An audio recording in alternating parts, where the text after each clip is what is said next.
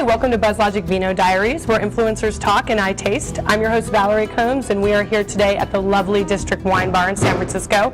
I have as my guest David Spark, founder of Spark Media Solutions, new media consultant, journalist, tech blogger, industry analyst, former stand-up comic. Am I leaving anything out? And also a San Francisco tour guide. Oh, excellent. To boot. Yes, very cool. So David's also very knowledgeable in the social media space and pretty well connected in the San Francisco local community. So before we get started, we are tasting today a Rockford Latitude. This is a Pinot Noir from Australia.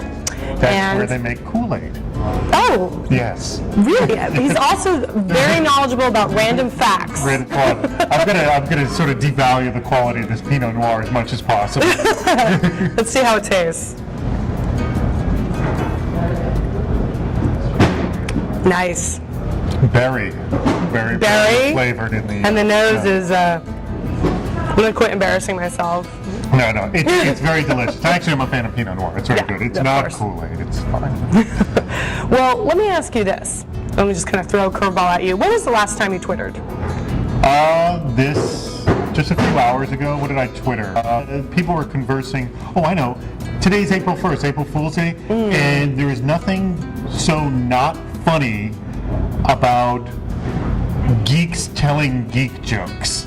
Yeah, that's not funny. It's so horrifically unfunny. Yeah, especially on Twitter. Yeah, so I can't remember. I think it was InfoWorld put out an announcement that Microsoft bought Yahoo. That was their April Fool's joke. As if it's so crazy that we'd only could release that kind of news on April Fool. And that Google was going to Mars. Oh my God, stop me, I'm falling out of my chair.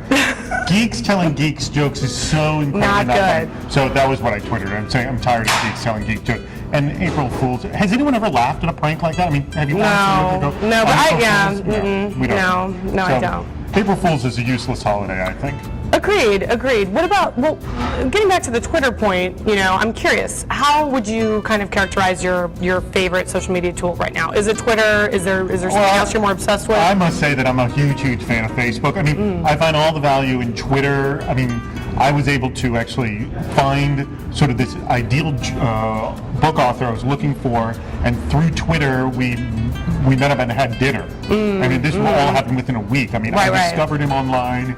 We started following each other on Twitter, and then he just happened to Twitter, oh, I'm flying to San Francisco tomorrow, and I quickly went, hey, you available? Want to grab dinner? And boom, it all happened. Would that have ever been able to happen without social media kinds of technology? No, I'm just trying to think. And the timing of it all was key, because this was a guy I was really looking forward to talking with. The fact that I had a whole dinner with the guy was fantastic. Is there anything that you think is like a year from now is going to be obsolete?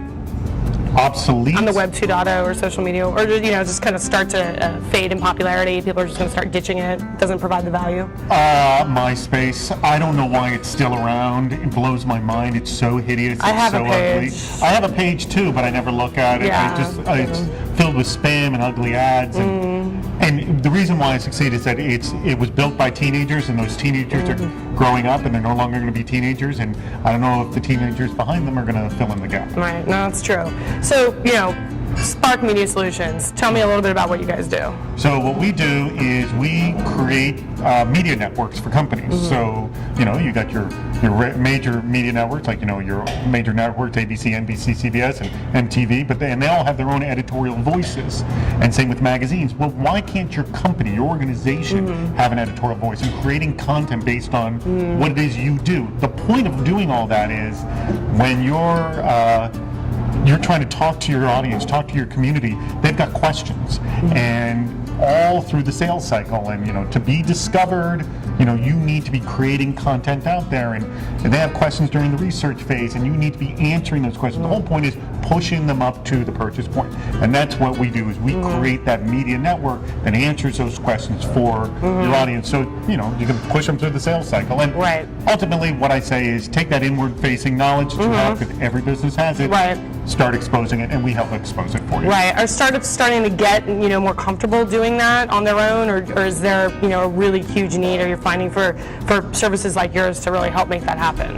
Well, I see a variety of it. For example, yesterday I was speaking at Sun Microsystems, and Brian Solis, who you had on a previous episode, he was there talking as well. And one of the things that I was really impressed by with Sun is they post their bloggers right on the front page of their site. It's pretty impressive. Yeah, no, it is. And they've got a lot of video on the front page, and they promote their executives. The thing, though, is they're not making that tie-in with answering those questions during the decision-making process, whether or not to buy the Sun products.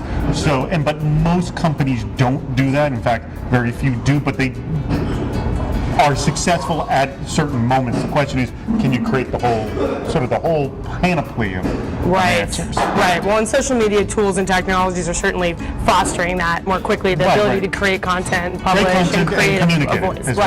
Right. So let me kind of finish off with something new that we're going to try in today's episode, a word association game. All right. Are you ready? Take a large sip, please. When I say a word, tell me the first word that comes to mind. Okay? All right, go. Web 2.0. Overused term. Conversation. What we're doing right this very second. It's more than one word, but I'll let you pass. These are all one words. Yeah, go ahead, that's fine.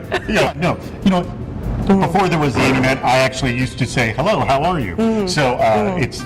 Paper tweet. Paper tweet? Yeah. Get with it. I just saw an article about this. I don't know what a paper tweet is. Well, paper post. Pay per tweet. Yeah, sorry. P-A-P-E-R. Pay per tweet. Diction. Pay per tweet.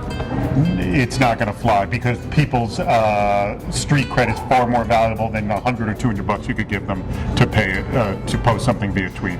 Sound perspective. Thank you so much, David Spark, for joining us. I'm glad to be on the show.